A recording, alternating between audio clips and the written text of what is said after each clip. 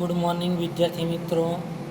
આગળના પીરિયડની અંદર આપણે પાઠ 2 કચ્છ કી શેર વિશે સમજૂતી મેળવી અને સરળ શબ્દોમાં આપણે સમજ્યા. ત્યારબાદ એનો અભ્યાસ અને સ્વાધ્યાય પણ લખાવ્યો, જે તમે લખી કાઢ્યો હશે.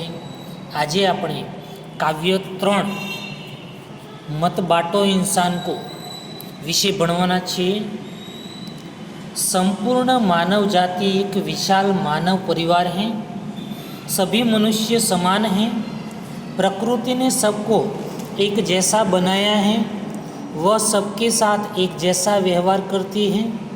परंतु यह बड़े दुख की बात है कि लोगों ने आपस में भेदभाव की दीवारें खड़ी कर ली है. इन्हीं भेदभावों के कारण दुनिया में अनेक प्रकार के संघर्ष होते हैं. कैसे भेदभाव? तो ऊंच नीच, जाति पाति, गोरा काला आदि जो भेदभाव हैं, इनके कारण समाज के अंदर, दुनिया के अंदर संघर्ष होते रहते हैं. प्रस्तुत कविता में कवि ने हमें सभी भेदभाव भूलकर मिलजुल कर रहने की सीख दी है. तो अब हम ये जो काव्य हैं उस काव्य का गान सुनते हैं.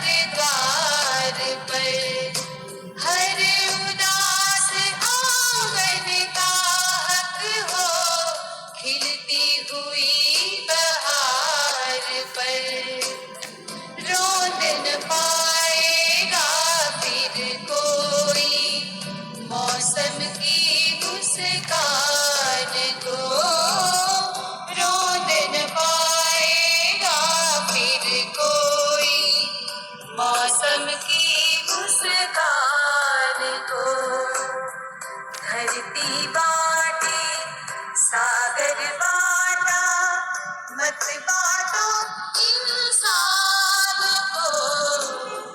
मंदिर मस्जिद गिरजा घर रे, बांट लिया भगवान को। धरती बाटे सागर बाटा, मत बाटो इंसान को। मत बाटो इंसान को, मत बाटो इंसान को।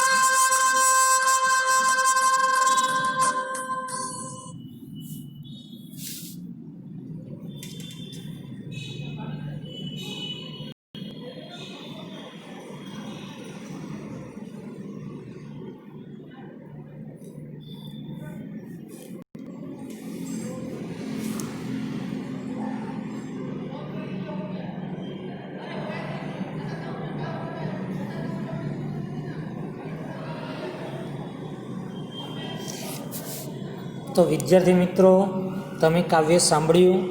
હવે આપણે કાવ્યનો જે ભાવાર્થ છે એ ભાવાર્થને સમજવાનો પ્રયત્ન કરીશું. સૌથી પહેલાં मत बांटो इंसान को, बांटना यानी कि विभाजित करना, इंसान यानी कि मनुष्य, मनुष्य जो है उसे हमें विभाजित करना नहीं है. इस कविता में विजय महाजन जी ने मनुष्य को मिलजुल कर रहने की प्रेरणा दी है.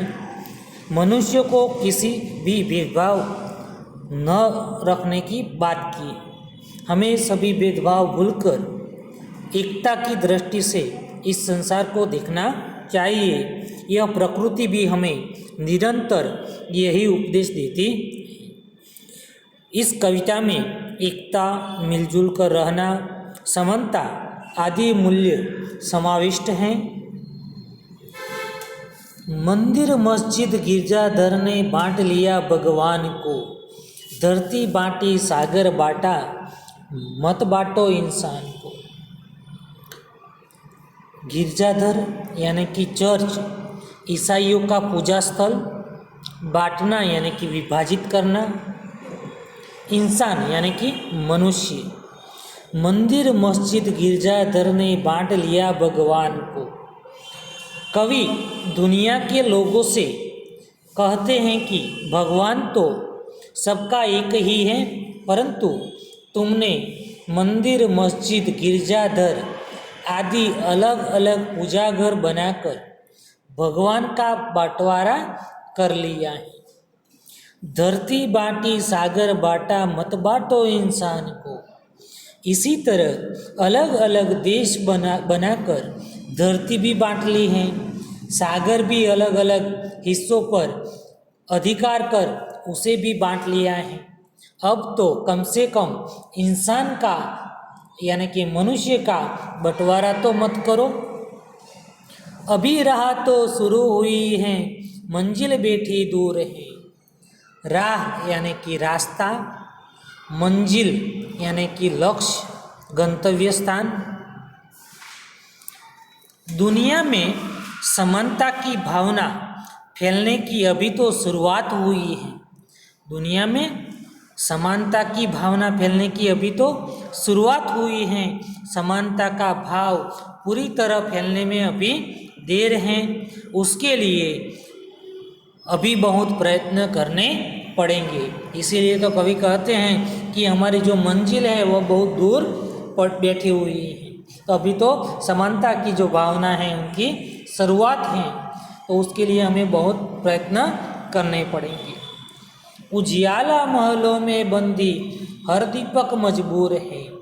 उजियाला यानी कि प्रकाश, उजाला, बंदी यानी कैदी, दीपक चिराग, मजबूर यानी कि लाचार, विवश.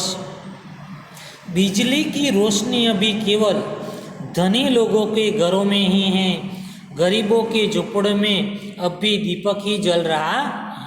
कवि कहते हैं उजियाला महलों में बंदी हर दीपक मजबूर है. यानी कि बिजली की रोशनी अभी केवल जो धनी लोग हैं, धनवान लोग हैं, उनके घरों में ही हैं। गरीब लोगों के झोपड़ों में तो अब भी दीपक ही जल रहा है। दीपक यानी दिया। मिला न सूरज का संदेशा, हर घाटी मैदान को, धरती बाटी सागर बाटा, मत बातो इंसान। घाटी यानी कि दो पहाड़ों के बीच का समतल स्थान। कवि कहते हैं कि अभी सूर्य का संदेश प्रत्येक घाटी और मैदान को नहीं मिल पाया है।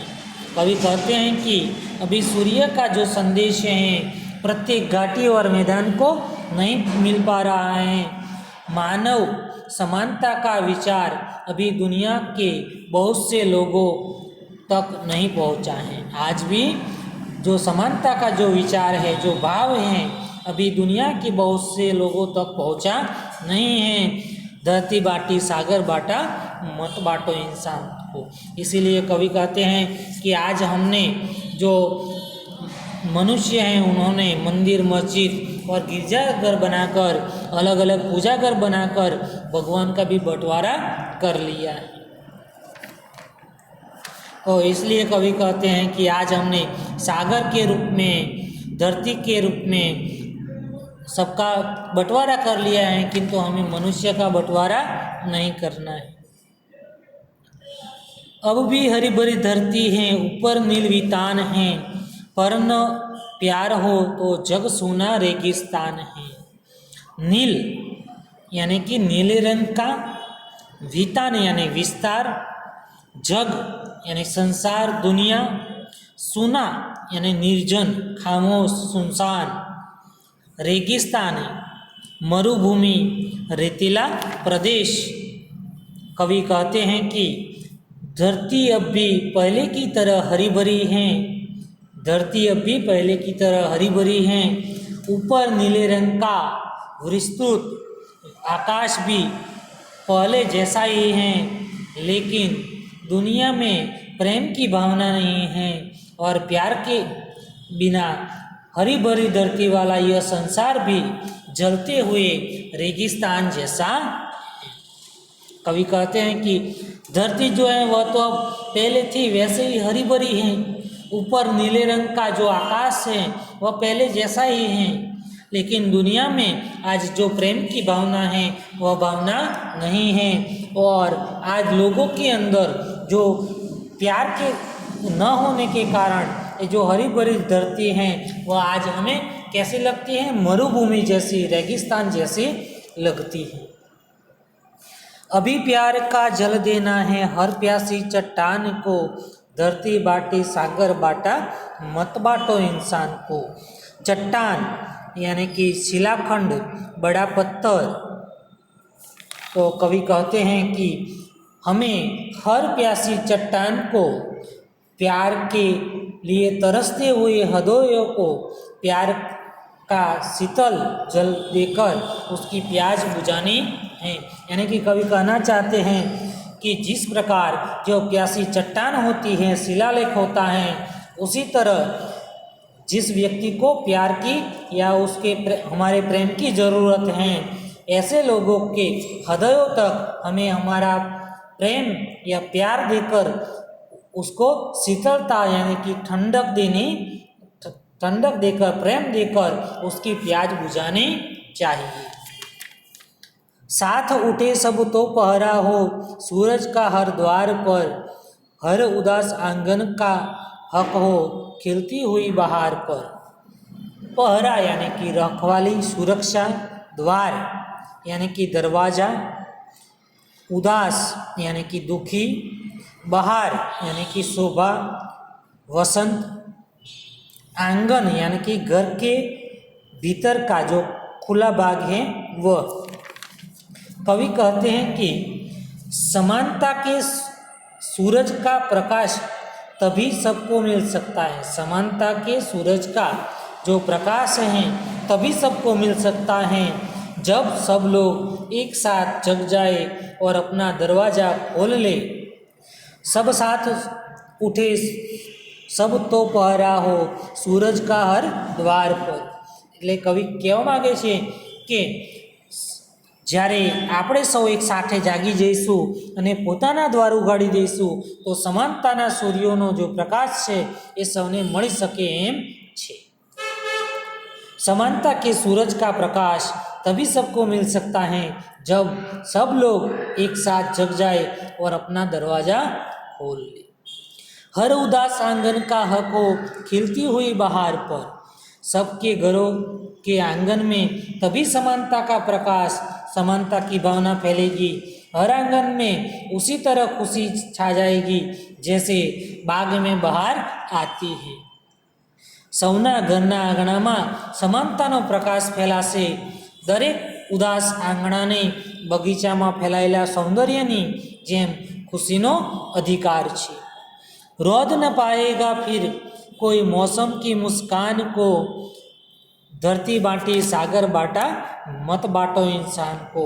रोदना यानी कि कुचलना। कवि यहाँ पर कहते हैं कि विश्व में समानता का जो भाव फैलने पर कोई किसी पर जुल्म नहीं कर पाएगा। विश्व में जे समानतानो जे भाव है ये भाव फैलाता कोई कोईना पर अत्याचार नहीं कर सके। तो अहींया विजय जे महाजने जे काव्य लखेलू है एने आपणे शब्दार्थ साथे समजूती मेळवी। हवे आपणे एना विकल्पो जोईशुं। अभ्यास हवे पछीना पीरियड में लखावीशुं। कवि किसे नहीं बांटने के लिए कहते हैं?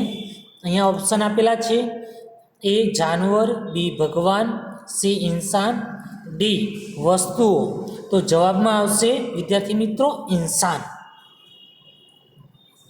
कवि के मुताबिक महलों में क्या बंद है? तो ऑप्शन आपेलो छे जवाब में ए उजियाला। कवि हर प्यासी चट्टान को क्या देना चाहते हैं? जवाब में आवशे ए प्यार का जल। किसके बिना यह जगत सूना और जलते रेगिस्तान जैसा है? तो जवाब में आवशे सी प्यार। हर उदास आंगन का किस पर हक होगा? तो जवाब में आवशे डी खिलती हुई बहार पर। यह कविता हमें कौन से मूल्यों की सीख देती है? तो जवाब में आवशे बी एकता और समानता। मत बांटो इंसान को कविता के कवि कौन हैं? विनय महाजन। हर घाटी और मैदान को क्या नहीं मिल पाया है? सूरज का संदेशा। कौन मजबूर हैं? हर दीपक। अगर एकता होगी तो कोई किसे नहीं रोद पाएगा। किसको? तो मौसम की मुस्कान को। मंदिर, मस्जिद और गिरजाघर ने किसे बांट लिया है? भगवान को। तो अहींया આપણું જે ત્રીજું કાવ્ય છે મત બાટો ઇન્સાન કો પૂર્ણ થાય છે। અને હવે પછીના પીરિયડની અંદર આપણે અભ્યાસ લખાવીશું। ત્યાં સુધીમાં વિદ્યાર્થી મિત્રો તમારે આ જે ત્રીજું જે કાવ્ય છે એ કાવ્યનો સૌથી પહેલાં કાવ્યનું નામ લખવાનું, નીચે શબ્દાર્થ લખવાના અને ત્યાર પછી મુહાવરે લખવાના છે। અને પછી આ જે કાવ્ય આપેલું છે ને આપણી ચોપડીમાં એ કાવ્ય તમારે લખી કાઢવાનું છે। આ જે કાવ્ય છે એ કાવ્ય આખું લખાઈ જાય। પહેલાં શબ્દાર્થ અને મુહાવરે નથી આપેલા, પછી આ કાવ્ય લખી કાઢજો અને હવે પછીના પીરિયડની અંદર આપણે અભ્યાસ લખાવીશું। વસ્તુ